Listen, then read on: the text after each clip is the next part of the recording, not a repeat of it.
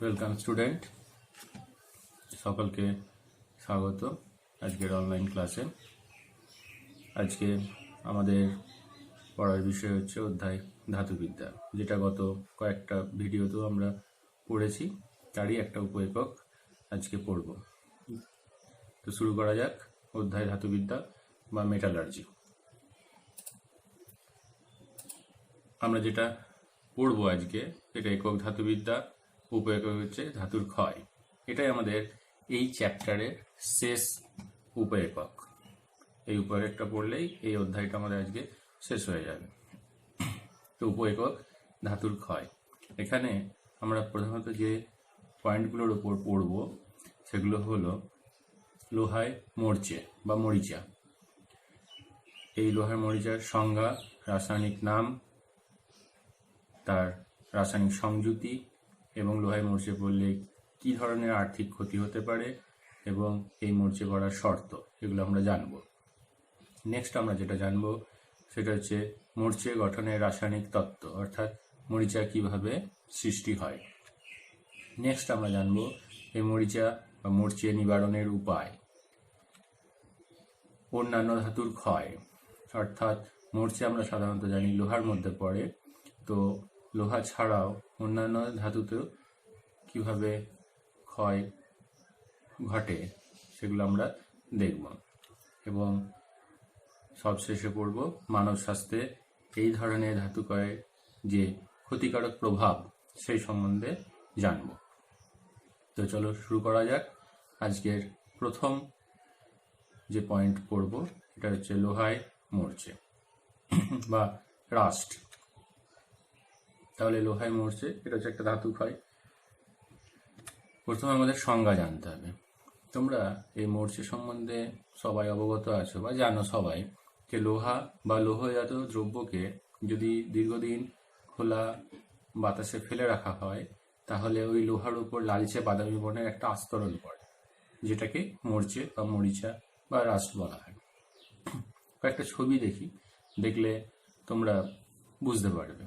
যেমন ধরো, দেখো এখানে একটা ছবি দেওয়া আছে পেরেক, কতগুলো পেরেক, লোহার পেরেক যদি বায়ুতে ফেলে রাখা হয় দীর্ঘদিন আর্দ্র বায়ুতে, তাহলে দেখে থাকবে তোমরা যে এই পেরেকের ওপর এই ধরনের একটা বাদামি, হলদে বাদামি ধরনের বা লালচে বাদামি আস্তরণ সৃষ্টি হয়। এটাকে বলা হয় মরচে। এরকম দেখে থাকবে লোহার পাইপ যদি দীর্ঘদিন এরকম পড়ে থাকে তাহলে এইভাবে ক্ষয়প্রাপ্ত হয়, এই লালচে বাদামি বর্ণের আস্তরণ পড়ে যায় উপরে এবং সেটা ধীরে ধীরে ভঙ্গুর হয়ে পড়ে। এরকম একটা ধরো শিকলের ছবি দেওয়া আছে, এখানেও দেখছো লোহার তৈরি শিকল, এটাই হচ্ছে মরচে বা মরিচা। নেক্সট হচ্ছে রাসায়নিক নাম ও সংযুতি। রাসায়নিক নাম, মরচের রাসায়নিক নাম হচ্ছে শোধক ফেরিক অক্সাইড। এর রাসায়নিক সংকেত হচ্ছে Fe2O3.NH2, যেখানে N এর মান কিন্তু পরিবর্তনশীল, মানে N সংখ্যক জল ধরে নেওয়া হয়। তাহলে রাসায়নিক নাম, মরচের রাসায়নিক নাম হচ্ছে শোধক ফেরিক অক্সাইড, সংকেত Fe2O3.NH2O। অনেক বইয়ে দেখবে XH2O দেওয়া আছে, অসুবিধা কিছু নেই। নেক্সট হচ্ছে এই মরচে পড়ার শর্ত, যে কোন শর্তে মরচে পড়ে। তোমরা একটা জিনিস জানো যে যদি জলে বা জলীয় বাষ্পপূর্ণ আর্দ্র বায়ুতে ফেলে রাখা হয় তাহলে লোহায় মরচে পড়ে। সুতরাং প্রধান যে শর্ত সেটা হচ্ছে অক্সিজেন এবং জল বা জলীয় বাষ্পের উপস্থিতি, এটা হচ্ছে প্রধান শর্ত। এছাড়া যদি লোহার সংস্পর্শে যে জলটা থাকে তার মধ্যে যদি Cl- আয়ন উপস্থিত থাকে তাহলে মরচে পড়াটা ত্বরান্বিত হয়, অর্থাৎ তাড়াতাড়ি মরচে পড়ে। নেক্সট আমরা যেটা পড়ব সেটা হচ্ছে আর্থিক ক্ষতি, অর্থাৎ লোহায় মরচে পড়লে আমাদের কি ধরনের আর্থিক ক্ষতি হতে পারে। এটা যদি তোমরা একটু ভাবো নিজেরাই বুঝতে পারবে যে বর্তমানে আমরা বিভিন্ন কাজে লোহাকে ব্যবহার করি। সে সরঞ্জাম থেকে, বাড়িঘরের সরঞ্জাম থেকে শুরু করে একদম নির্মাণ শিল্প, পরিবহন, কৃষিকাজ, সামরিক প্রয়োজন, আমরা লোহাকে কিন্তু ব্যাপকভাবে ব্যবহার করে থাকি। এবং লোহায় যদি মরচে পড়ে তাহলে ওই আগের ছবিগুলোতে তোমরা দেখলে তা ধীরে ধীরে ক্ষয়প্রাপ্ত হয়, এবং যত ক্ষয়প্রাপ্ত হতে থাকবে তত কিন্তু সেই লোহার তৈরি বস্তুটি ধীরে ধীরে ব্যবহারের অযোগ্য হয়ে পড়বে। ফলে আমাদের কি হবে, ব্যাপকভাবে আর্থিক ক্ষতির সম্মুখীন হতে হয়। ধরো যদি তোমার বাড়িতে একটা লোহার তৈরি দরজা থাকে, সেটা যদি এরকম আস্তে আস্তে ভঙ্গুর হয়ে যায়, তাহলে তোমাকে কি করতে হবে, সেটা পরিবর্তন করতে হবে, এটা চেঞ্জ করে নতুন বসাতে হবে। তাহলে একটা আর্থিক ক্ষতির সম্মুখীন তোমাকে কিন্তু হতে হবে। নেক্সট আমরা যেটা পড়ব, যে লোহায় কিভাবে মরচে পড়ে। এই লোহায় মরচে পড়াটা একটা তড়িৎ রাসায়নিক প্রক্রিয়া, যেখানে লোহাটা বিজারক দ্রব্য রূপে কাজ করে এবং অক্সিজেন জারক দ্রব্য হিসেবে কাজ করে। এই অক্সিজেনটা কিন্তু বাতাসের অক্সিজেন। লোহার কণাগুলো অ্যানোড রূপে কাজ করে। কার্বন জাতীয় অশুদ্ধি যেটা লোহার মধ্যে উপস্থিত থাকে সেটা ক্যাথোড এবং অক্সিজেন দ্রবীভূত জল। এটা তড়িৎ বিশ্লেষণ রূপে একটা তড়িৎ বিশ্লেষণ কোষ গঠন করে ওই লৌহ দ্রব্যের মধ্যে। আমরা রাসায়নিক তত্ত্বটা পড়ি, তাহলে আরো পরিষ্কারভাবে বুঝবে। তাহলে এরপরে যেটা আমরা দেখব, যে মরিচা গঠনের রাসায়নিক তত্ত্ব। এটা বিজ্ঞানী ল্যাম্বার্ট তার তড়িৎ রাসায়নিক মতবাদ অনুযায়ী মরচে পড়ার কারণ ব্যাখ্যা করে। তিনি বলেন, বা তার মতবাদ অনুযায়ী, জলের অণু বিয়োজন বা বায়ুমণ্ডলে যে কার্বন ডাইঅক্সাইড এবং জলীয় বাষ্প আছে, জল আছে, তাদের বিক্রিয়ায় প্রথমে H2CO3 কার্বনিক অ্যাসিড তৈরি করে এবং বিয়োজনে H+ আয়ন উৎপন্ন হয়। এরপর অ্যানোড অঞ্চলে Fe পরমাণুগুলি অর্থাৎ আয়রন পরমাণুগুলি ইলেকট্রন ত্যাগ করে Fe2+ তে জারিত হয় এবং এখানে যে ইলেকট্রনগুলো Fe পরমাণু ত্যাগ করে সেটা ক্যাথোড অঞ্চলে যায় এবং সেখানে জলে দ্রবীভূত অক্সিজেনকে বিজারিত করে H2O তে পরিণত করে। এই বিজারণ বিক্রিয়াটা H+ আয়নের উপস্থিতিতে সম্পন্ন হয়।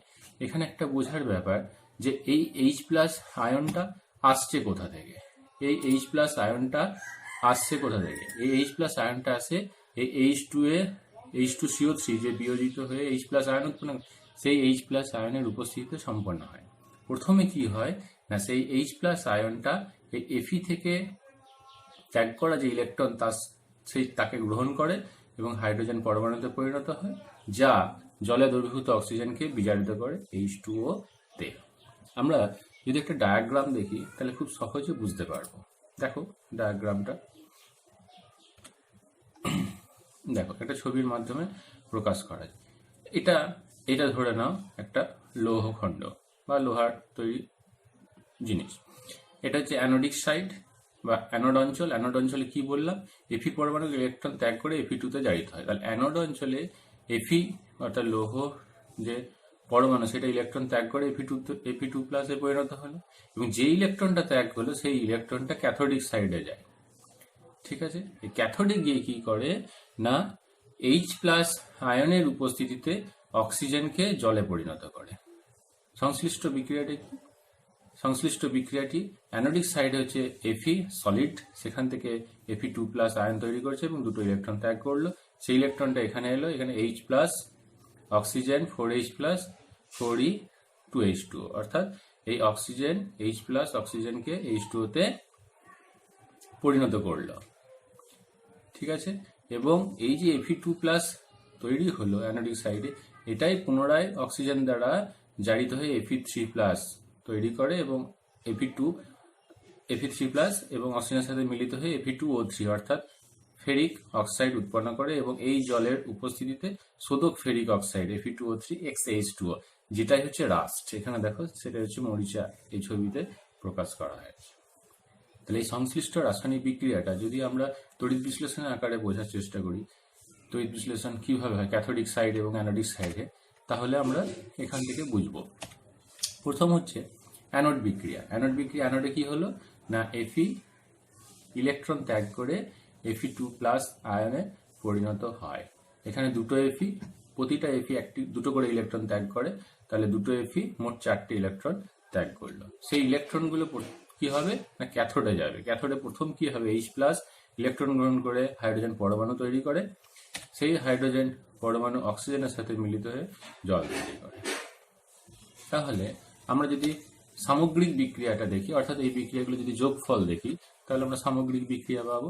দেখো এখানে যোগ করো 2Fe প্লাস এখানে 4H প্লাস 4 ইলেকট্রন কেটে যাবে, 4H কেটে যাবে, তাহলে অক্সিজেন পড়ে থাকবে। তাহলে 2Fe plus 4H plus plus O2 equals to বা 2Fe2 প্লাস প্লাস 2H2।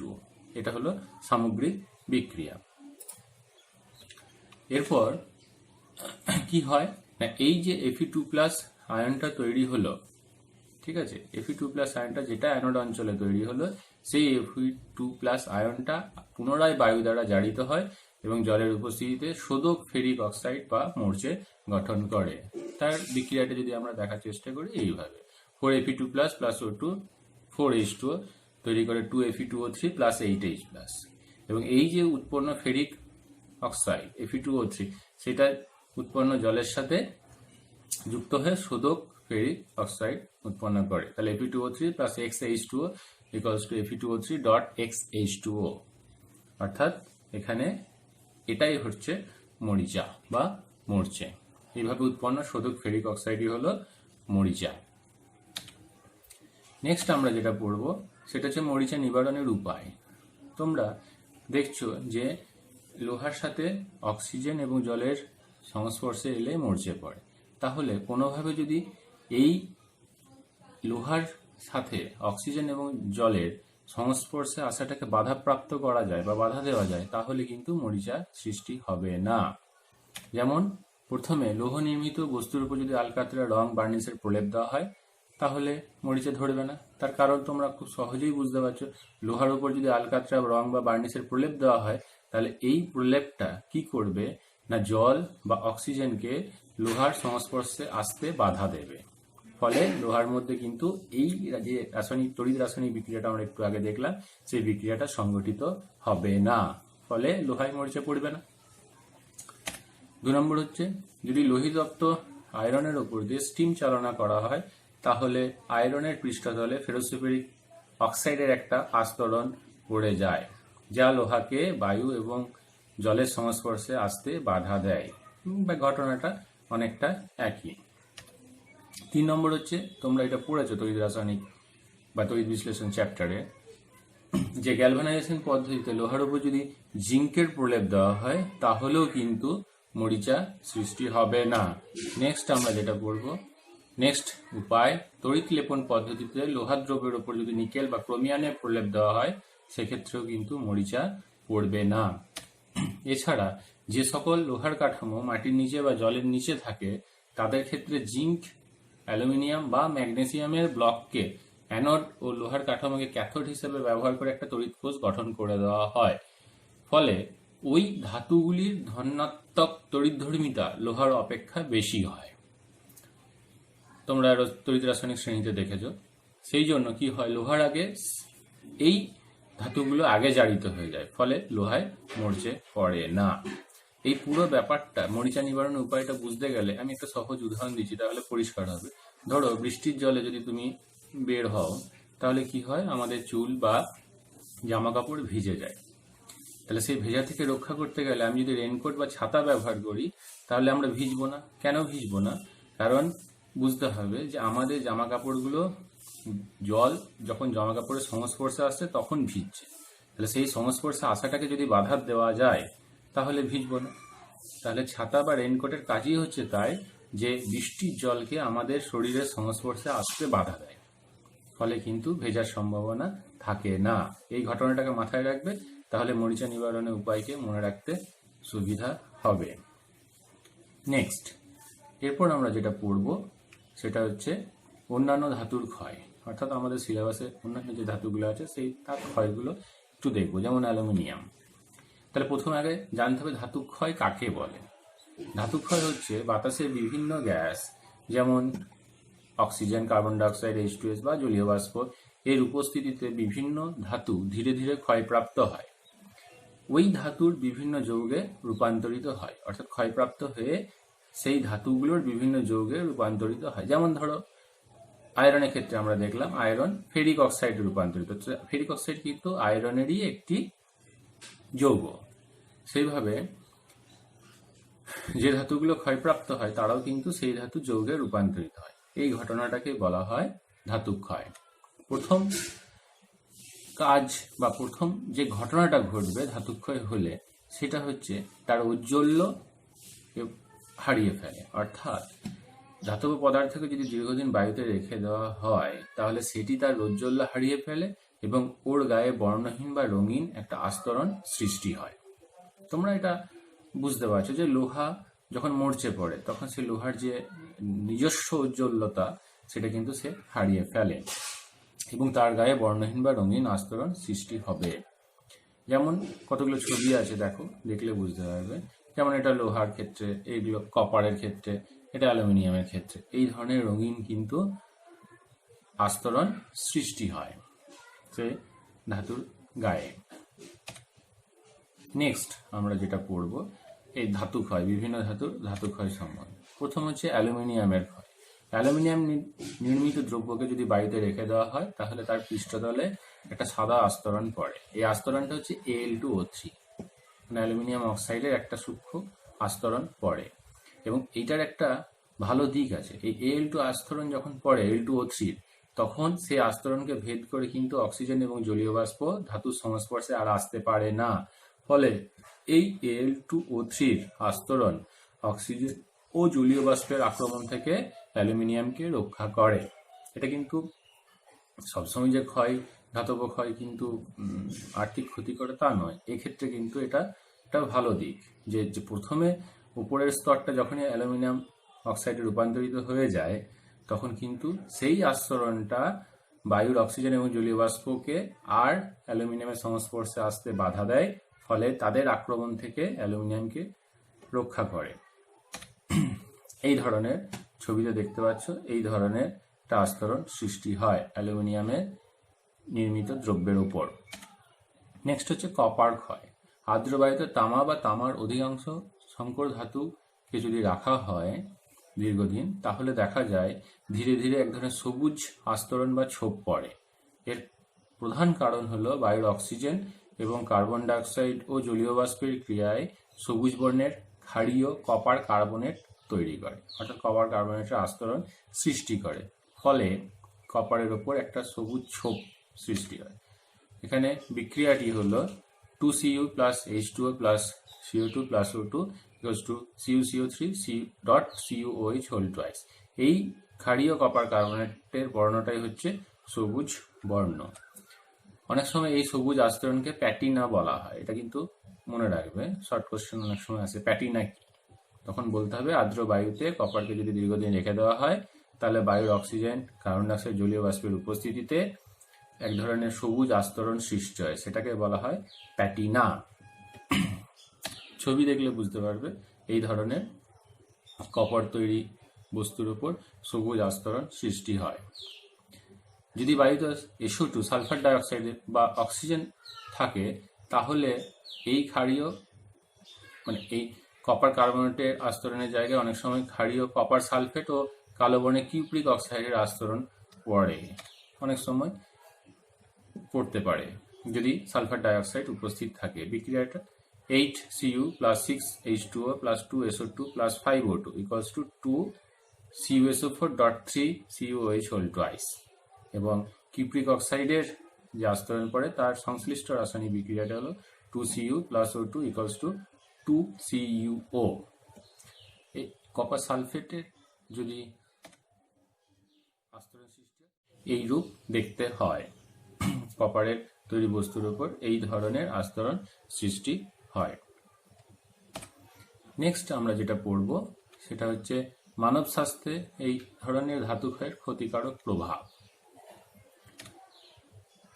খাদ্যবস্তু রাখা বা প্রসেসিং করার ক্ষেত্রে ধাতব পাত্র ব্যবহার করবার সময় আমাদের কিন্তু অনেক সতর্কতা অবলম্বন করতে হবে।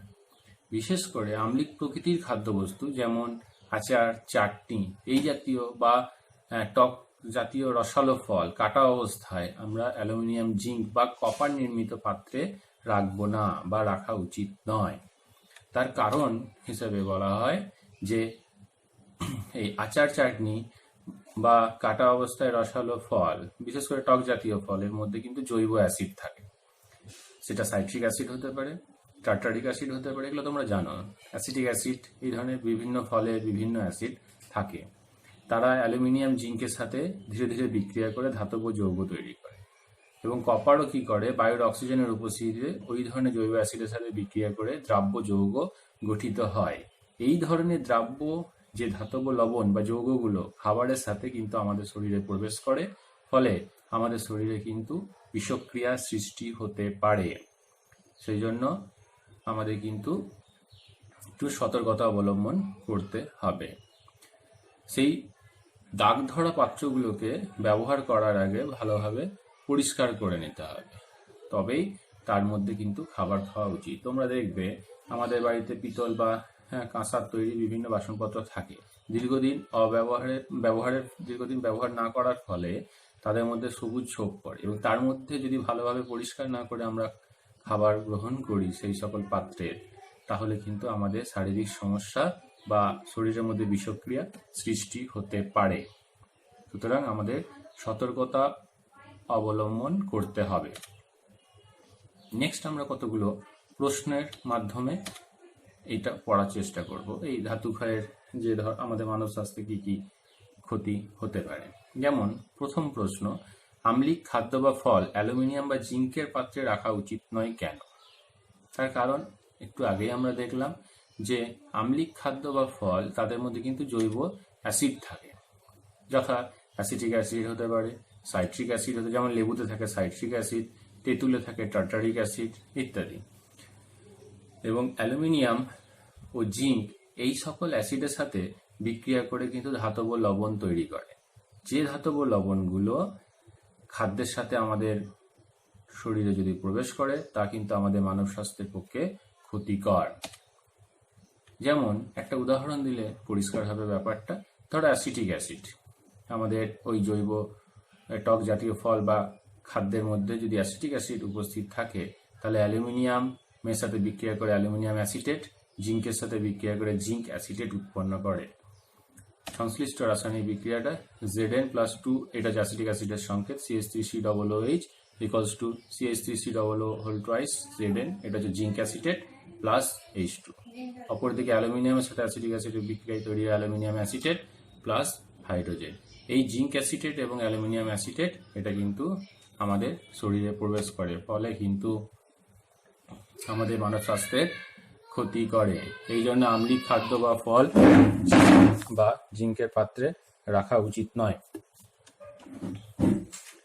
পরবর্তী প্রশ্ন যেটা আমরা পড়ব বা জানব, সেটা হচ্ছে সোনার গহনায় অনেক সময় সবুজ ধরনের ছোপ ধরতে দেখা যায় কেন? তার কারণ হচ্ছে বিশুদ্ধ সোনা নরম প্রকৃতি। অনেক সময় সোনার কাঠিন্য মান বৃদ্ধি করার জন্য সোনার সাথে খাদ হিসেবে তামা মেশানো হয়।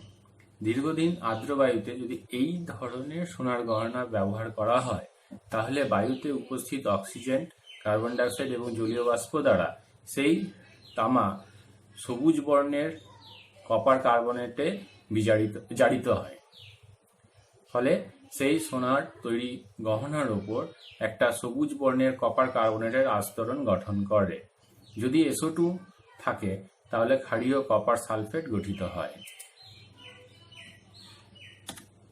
সংশ্লিষ্ট বিক্রিয়া 2Cu plus H2O plus CO2 plus O2 equals to CuCO3.CuOH whole twice, এই ক্ষারকীয় কপার কার্বনেটের আস্তরণটা তৈরি হয়। অপরদিকে যদি SO2 উপস্থিত থাকে তাহলে CuH2O plus SO2 plus 5O2 equals to 2CuSO4.3CuOH whole twice। এই জন্য কিন্তু তামার খাদযুক্ত সোনার তৈরি গহনা দীর্ঘদিন যদি ব্যবহার করা হয় তাহলে সবুজ ছোপ ধরতে দেখা যায়। নেক্সট আমরা যেটা পড়ব, নেক্সট যে প্রশ্ন, কলঙ্ক ধরা তামার পাত্র লেবু বা তেঁতুলের রস দ্বারা পরিষ্কার করা হয় কেন? এটা দেখে থাকবে আমাদের বাড়িতে অনেক সময় তামার যে সংকর ধাতু, যেমন ধরো ওই কাঁসা টাঁসা, এগুলোর যদি ছোপ ধরে তাহলে আমরা তেঁতুল বা লেবু দিয়ে ঘষলে তা পরিষ্কার হয়ে যায়। তার প্রধান কারণ হচ্ছে লেবু এবং তেঁতুলের রস কিন্তু আম্লিক প্রকৃতির হয়। আমরা জানি, একটু আগেও বললাম যে লেবুর রসে সাইট্রিক অ্যাসিড থাকে এবং তেঁতুলের রসে টার্টারিক অ্যাসিড থাকে। এই অ্যাসিডগুলো কি করে না কপারের গায়ে লেগে থাকা কিউপ্রিক অক্সাইড বা ক্ষারকীয় কপার কার্বনেটের সাথে বিক্রিয়া করে যদি লেবু দিয়ে করা হয় তাহলে কিউপ্রিক সাইট্রেট, আর তেঁতুলের রস দিয়ে যদি পরিষ্কার করা হয় তাহলে কিউপ্রিক টার্টারেট জাতীয় যৌগ উৎপন্ন করে। এই কিউপ্রিক সাইট্রেট বা কিউপ্রিক টার্টারেট জাতীয় যৌগগুলো জলে দ্রবীভূত হয়ে যায়। ফলে ভালো করে ঘষার পর তেঁতুলের রস বা লেবুর রস দিয়ে ভালো করে ঘষার পর যদি জল দ্বারা ধোয়া হয় তাহলে পাত্রগুলি দাগমুক্ত হয়ে পুনরায় চকচকে হয়ে যায়। সেই কারণে কলঙ্ক ধরা বা দাগযুক্ত বা ছোপযুক্ত তামার পাত্রকে পরিষ্কার করার জন্য লেবু বা তেঁতুলের রস ব্যবহার করা হয়। তোমরা বুঝতে পারলে আজকের বিষয়টি, আশা করি সবাই ঠিকঠাক বুঝেছো। সকলকে অসংখ্য ধন্যবাদ দেখার জন্য। তোমাদের কাজ হচ্ছে যে এই চ্যাপ্টারটা বই থেকে ভালোভাবে পড়া এবং প্রশ্ন বিচিত্রা থেকে প্রশ্নগুলি সলভ করা, এবং আমি পরবর্তীতে যে সকল প্রশ্নগুলো তোমাদেরকে পাঠাবো সেই প্রশ্নগুলোর উত্তর কিন্তু প্রত্যেকে পড়বে বা করার চেষ্টা করবে। যেগুলো না পারবে অবশ্যই আমাকে জানাবে। ধন্যবাদ সকলকে।